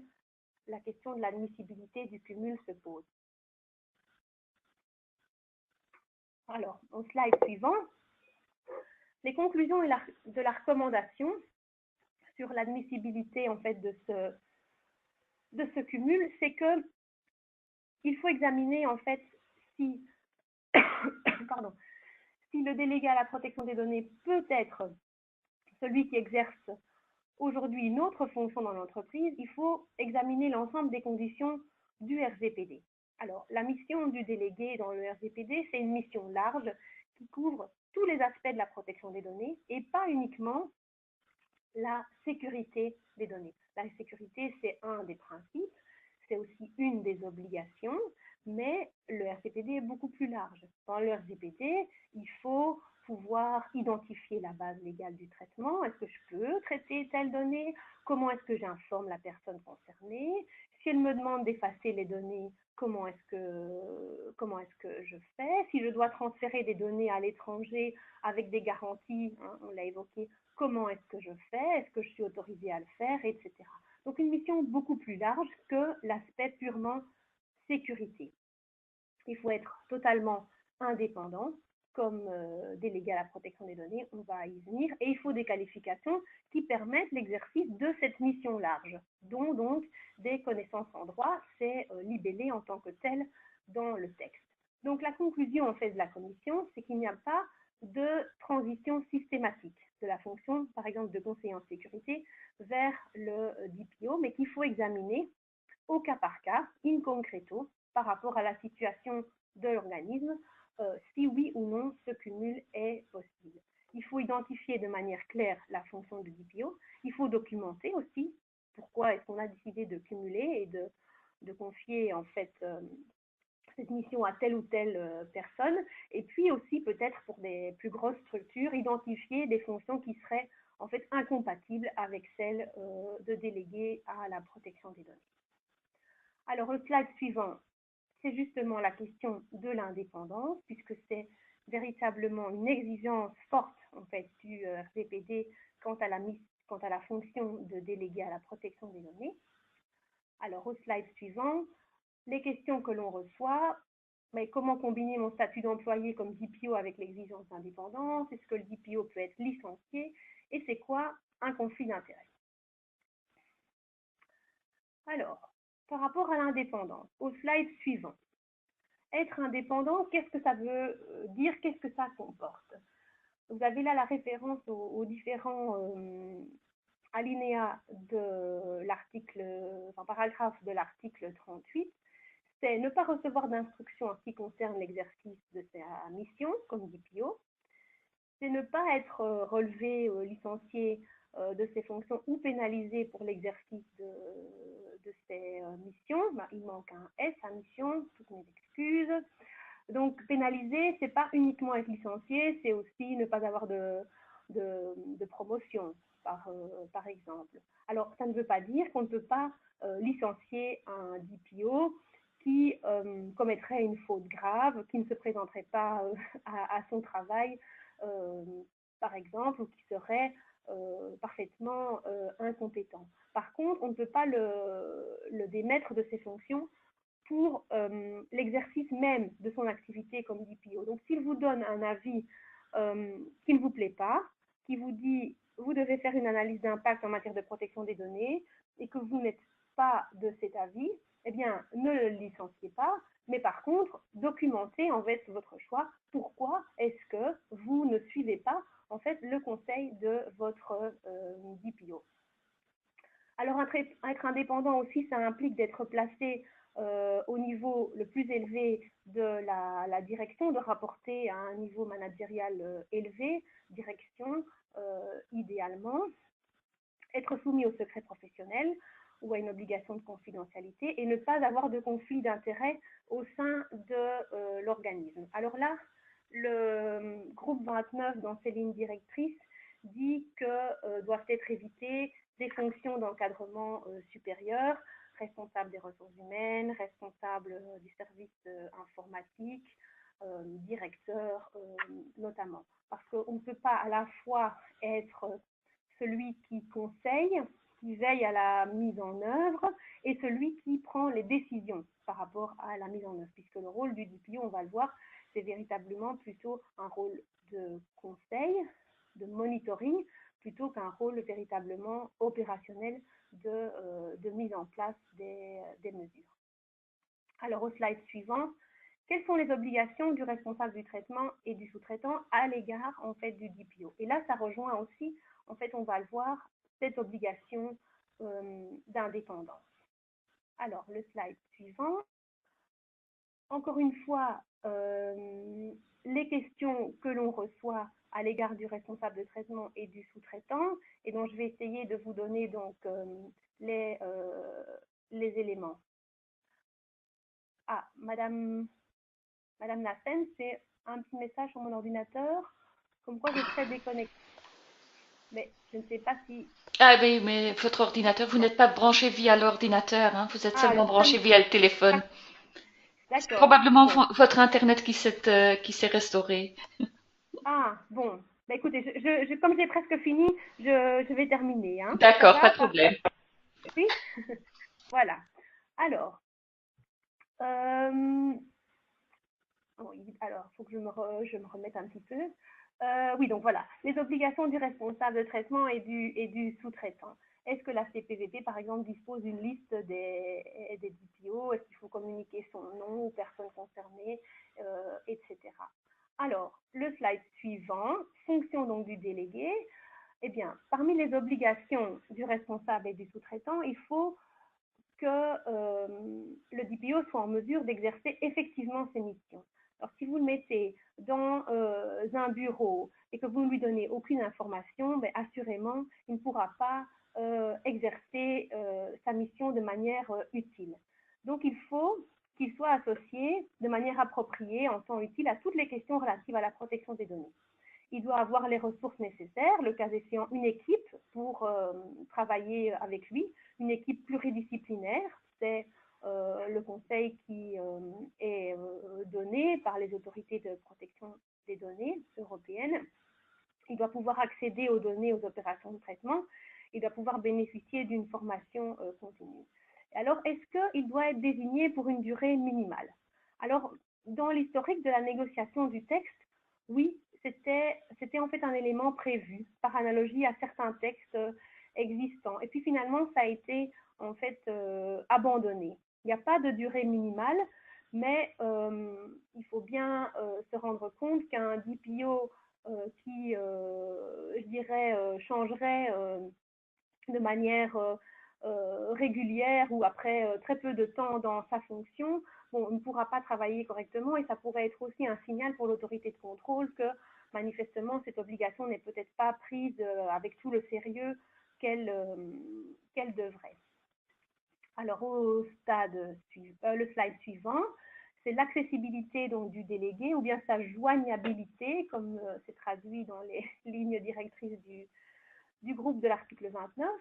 Alors on dit par rapport au fait d'avoir un délégué pour plusieurs responsables ou sous-traitants, qu'il doit être facilement joignable au départ de chaque établissement. Donc ça vise par exemple l'hypothèse d'une entreprise multinationale qui aurait plusieurs établissements dans différents pays de l'Union et elle a un DPO, imaginons basé à Bruxelles. Alors, il ne faut pas qu'elle ait nécessairement de DPO physiquement présent dans l'ensemble de ces établissements. Mais par contre, il faut qu'il puisse être facilement joignable, qu'il puisse répondre aux questions des personnes concernées, puisqu'elle a un point de contact. Il ne faut pas qu'il soit nécessairement polyglotte, mais alors il faut qu'il ait une équipe qui puisse l'aider dans un temps tout à fait raisonnable à répondre aux questions qui lui sont posées. Donc ça, c'est l'interprétation de facilement joignable.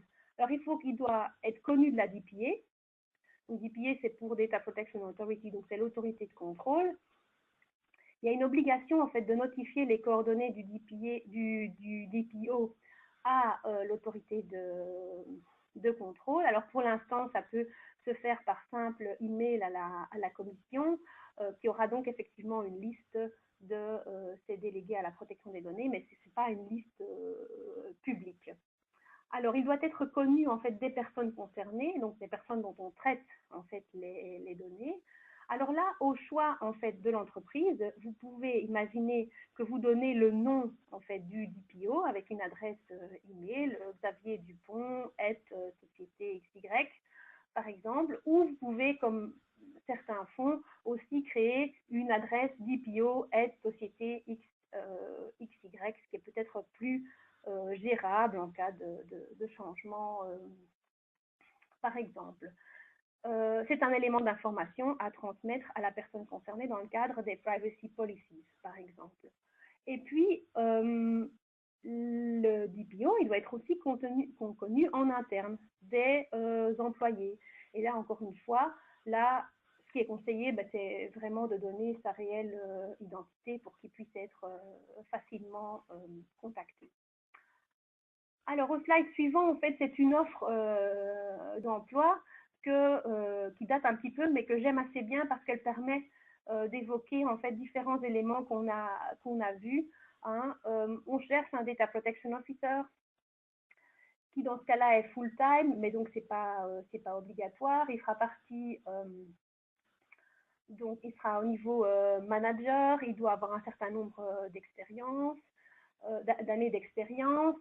Il sera basé en Angleterre, mais par contre, en fait, sa mission va couvrir en fait la totalité du groupe, qui est un groupe qui intervient au niveau européen de manière globale. Et donc ça permet de vous renvoyer à ce que je vous expliquais sur la joignabilité, par exemple, du DPO. Alors, la rubrique suivante, c'est que doit faire le DPO. Alors, slide suivant, les missions du délégué, elles sont listées à l'article 39 et ce sont des missions au minimum. Donc, c'est au minimum, il doit faire ça.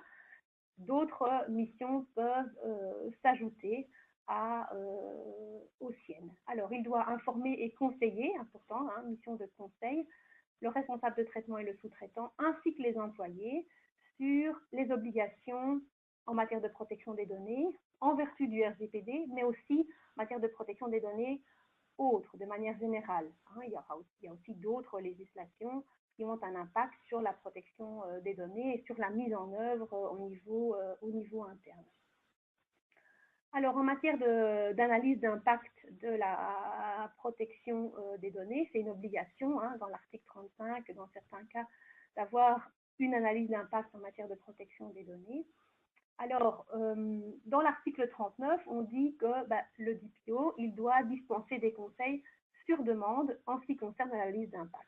L'analyse d'impact qui est réalisée par le responsable de traitement. Alors par contre, donc ça c'est le libellé, le sur-demande de l'article 39, mais si vous allez dans l'article 35, qui est consacré à l'analyse d'impact en tant que telle, là on dit qu'il faut que le DPO soit associé à cette analyse d'impact. Nous, il nous semble que c'est effectivement recommandé que le DPO soit associé à cet exercice, même si la responsabilité finale de l'analyse d'impact revient au responsable de traitement.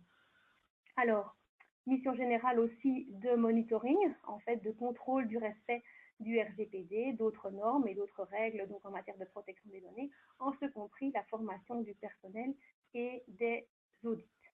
Alors, au slide suivant, la suite de ces missions, il doit coopérer avec l'autorité de contrôle, par exemple en matière de contrôle qui serait à réaliser par rapport à l'organisme pour lequel il est actif comme DPO. Et puis, il a aussi un rôle de facilitateur. En fait, il est le point de contact pour l'autorité de contrôle et il est aussi le point de contact pour les personnes concernées.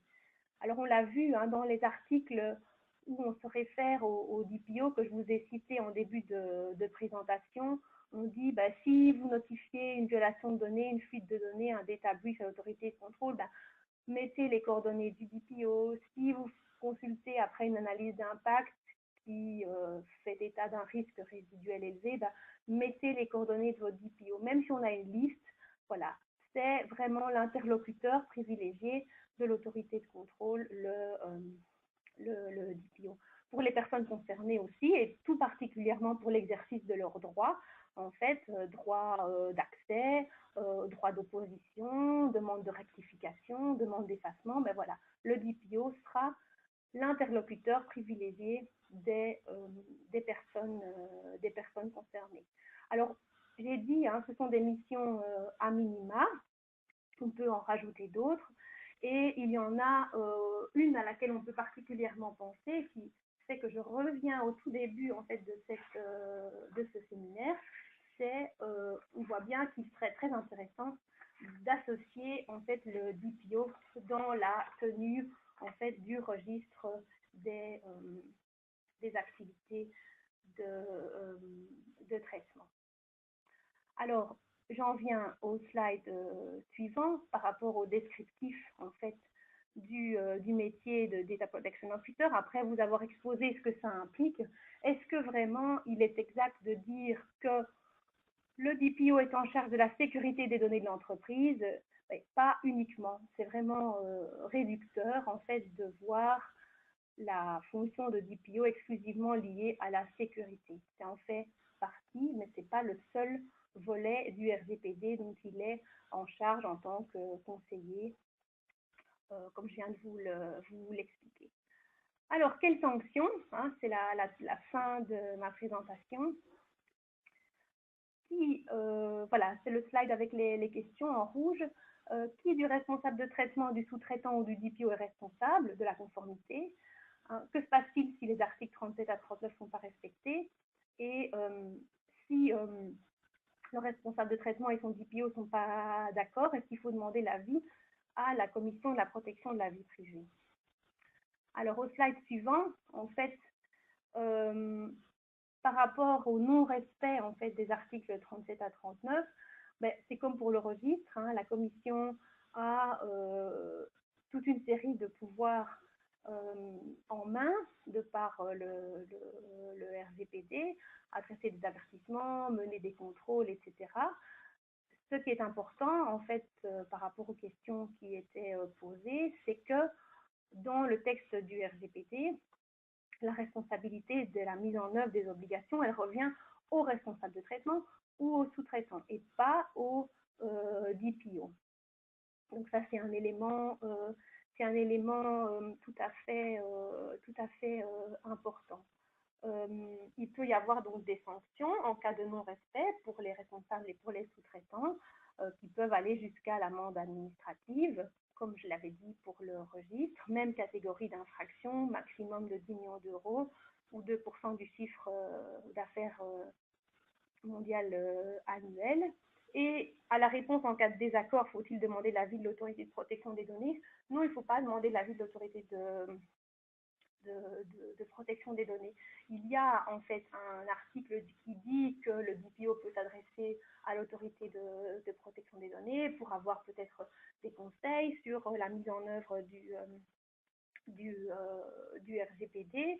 D'ailleurs, il peut accéder gratuitement en fait à la commission pour ce faire, tout comme les personnes concernées, mais en cas de désaccord, il n'y a pas d'avis à demander à l'autorité de protection des données. Par contre, il faut bien documenter en fait ce désaccord, tant du point de vue du responsable de traitement par rapport à son obligation d'accountability, mais aussi par rapport au DPO, par rapport à l'exercice de sa mission de DPO. Voilà, j'en arrive au dernier slide. Je vous remercie beaucoup pour votre attention. J'espère que les problèmes techniques auxquels on a été confrontés ne vous auront pas trop gênés. Je pense que Madame Nassens vous a transmis ou vous aura transmis les slides, mes coordonnées y figurent aussi. La présentation a également eu lieu en néerlandais par le président de la commission, M. de Degelard. Et si vous deviez avoir des questions supplémentaires, mais vous pouvez bien sûr le contacter ou me contacter directement. Voilà, je vous remercie d'avoir été patient et vous souhaite une bonne après-midi. Et merci à vous, Madame Verbruggen, pour votre flexibilité d'avoir présenté via le téléphone. C'était un challenge, disons. Oui, je dois dire.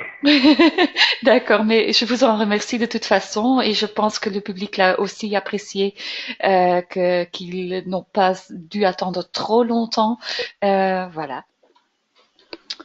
Et je vois qu'il y a une question qui est rentrée, une personne qui demande d'où viennent les montants le pourcentage du chiffre d'affaires et de 20 millions comme sanction.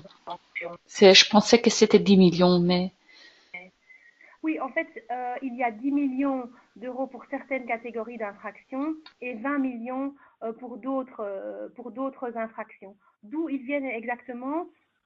Écoutez, ça, il faudrait que je me renseigne parce que je sais que ça a fait l'objet de pas mal de négociations, qui est surtout le Parlement européen qui souhaitait des montants tout à fait dissuasifs. Donc, sur l'origine des montants, ça, je peux me renseigner, mais ce qu'il faut bien avoir en tête, c'est que ce sont des montants maxima, hein. Ce sont des montants maximum.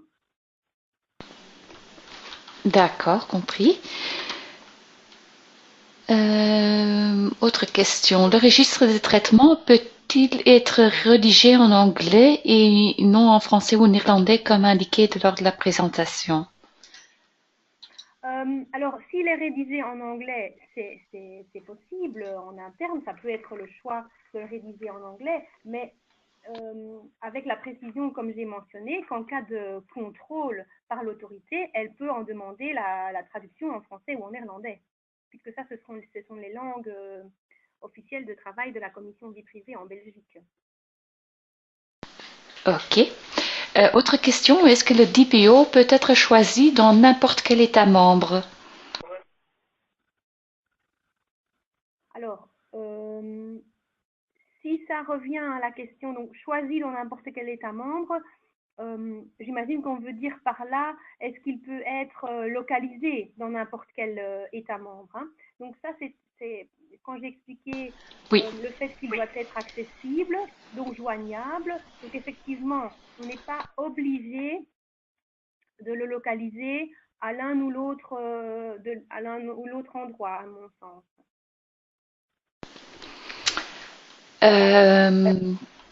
Question intéressante. Un médecin travaillant seul doit-il tenir un registre? Ah oui, alors le médecin qui travaille seul, eh bien, si on peut faire l'exercice ensemble, hein.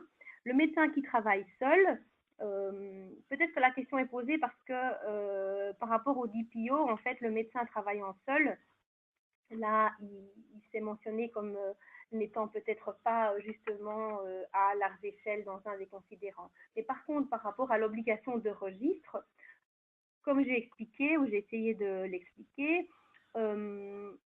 même s'il s'agit d'une PME, moins de 250 employés, ou ici un médecin seul, ben, les traitements qu'il va opérer de données ne peuvent pas être considérés comme étant des traitements occasionnels. C'est son activité régulière. En plus, on peut considérer qu'il s'agit de traitements de données sensibles et que ces traitements de données, parce qu'on est dans un secteur médical, emportent un certain risque. Et donc, je dirais que le médecin dans ce cas-là, en fait, il se trouve même dans les trois cas qui font que l'exception en fait tombe. Donc oui, il doit avoir un registre. Ça, c'est clair. Pour la tenue du registre, qu'en est-il de la gestion interne des réunions, les mails, les invitations, les procès-verbaux? Écoutez, là, je ne suis pas sûre de bien comprendre. Donc peut-être je répondrai à cette question en dehors du séminaire. Parce que là, je ne vois pas exactement ce que la personne souhaite. Ça Non, va? d'accord, je comprends. Vous avez mentionné que les informations contenues dans les déclarations actuelles à la commission doivent figurer dans le registre. Je n'ai pas dit qu'elle devait figurer dans le registre. J'ai dit que dans la déclaration, il y a certaines informations qui sont les mêmes que celles qui doivent être dans le registre. D'accord? Et donc, on peut utiliser la déclaration pour s'aider, pour faire son propre registre. Donc oui, quelque part, de facto, certains éléments de la déclaration doivent être dans le registre. Mais ça, c'est parce que le contenu de la déclaration est assez similaire avec le contenu du registre actuellement. Dans la déclaration, par exemple, vous deviez aussi identifier quelle est la finalité de mon traitement. Et dans le registre aussi. Donc finalement, c'est une information qu'on peut récupérer de la déclaration et mettre dans son registre. D'accord. Les informations dans les autorisations de flux doivent-elles figurer dans le registre? C'est une question intéressante. Ben, je dirais que si dans l'autorisation, on pose, par exemple, j'essaye d'imaginer un cas, on dit dans l'autorisation, c'est un des éléments que l'on regarde, par exemple en matière du comité sectoriel autorité fédérale, on dit voilà les destinataires autorisés, hein, à qui je peux les communiquer, ou voilà le délai de conservation autorisé. Eh bien, comme ces deux éléments-là, ce sont aussi des éléments du registre, eh bien, pour être conforme, on ne va pas pouvoir mettre un autre délai plus long, par exemple, que celui qui est permis par l'autorisation. Ok. Il y a la dame qui a posé la question sur le médecin. Le médecin doit-il faire une déclaration alors? Il n'y a plus de déclaration. Hein. Il La n'y a plus de déclaration, c'est déclaration. exprimé. Hein. Ok, voilà. J'avais cru comprendre cela, mais voilà. Devons-nous prévoir un processus de traitement spécifique pour la gestion en interne de nos réunions? C'est pas inclus dans un autre type de traitement. Oui, ben là, je dirais que c'est un peu comme la question précédente, hein, Oui, avec les mails et les réunions, etc. Là, si ces personnes peuvent m'envoyer un email avec peut-être une explication un petit peu de leurs questions, ça m'aiderait pour donner une réponse qui soit correcte et d'accord. utile. Les questions continuent à entrer. Euh, Je ne vais pas pouvoir, je m'excuse, hein, mais peut-être encore 5 minutes, mais après, je vais oui, devoir oui, aller à une autre réunion. oui, oui, je comprends tout à fait. Un responsable de traitement peut-il désigner son sous-traitant comme DPO? Là, là, je vais aussi, je vais aussi, j'ai des doutes, je dirais. Je vais aussi répondre plutôt par écrit parce que ça, c'est une question sur laquelle on doit vraiment, en tant qu'autorité, être tous d'accord. Et je ne voudrais pas m'avancer, moi, simplement comme conseiller juridique. Il faut que la commission se fasse un point de vue, je dirais, là-dessus. Donc, mais je retiens la question. D'accord. Et peut-être une dernière ici. Existe-t-il des certifications de formation DPO? Ah, oui. Donc, en fait, non. Enfin, c'est-à-dire, je veux vous expliquer. Donc, c'est une question qu'on nous pose souvent, hein, de savoir est-ce qu'il y a, entre guillemets, de bonnes ou mauvaises formations pour des DPO. Est-ce qu'il faut que le DPO soit certifié, etc. Alors, à la question de savoir si le DPO doit être certifié dans le GDPR, la réponse est non. Il ne doit pas être certifié, il ne doit pas être titulaire de tel ou tel certificat ou de telle ou telle formation.